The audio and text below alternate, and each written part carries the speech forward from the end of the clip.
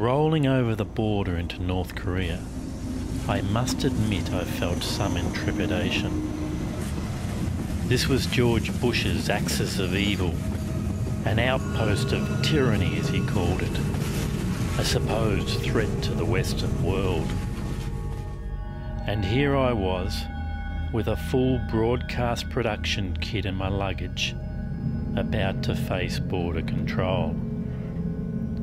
Journalists must obtain a special visa to enter North Korea, and my concern was, when the border guards saw all my gear, they'd think I was a journalist.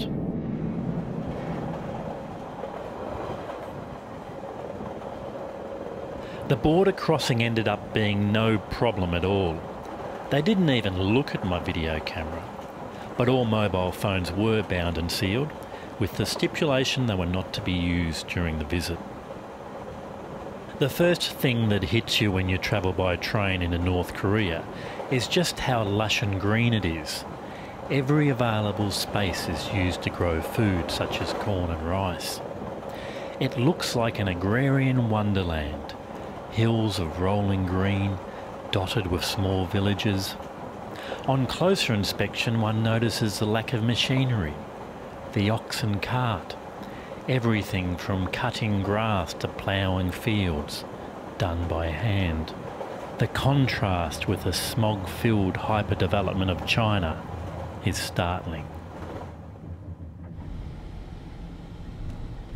Arriving in the capital, Pyongyang, the first thing to hit me was the distinct lack of cars.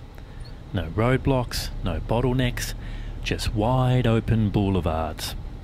The footpaths, on the other hand, were full of people, walking, riding bikes, always on the move.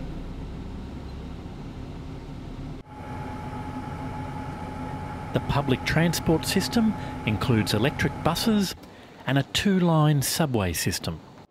It was while filming on the subway that I realised something quite unusual.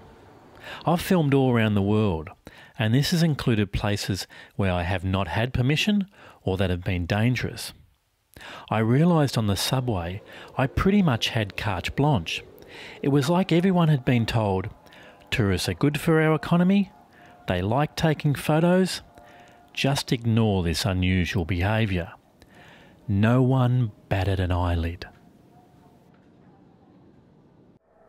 Highlights for me in Pyongyang included the amazing murals and statues, and I particularly liked the quirky music room full of boom boxes in the Grand People's Study House.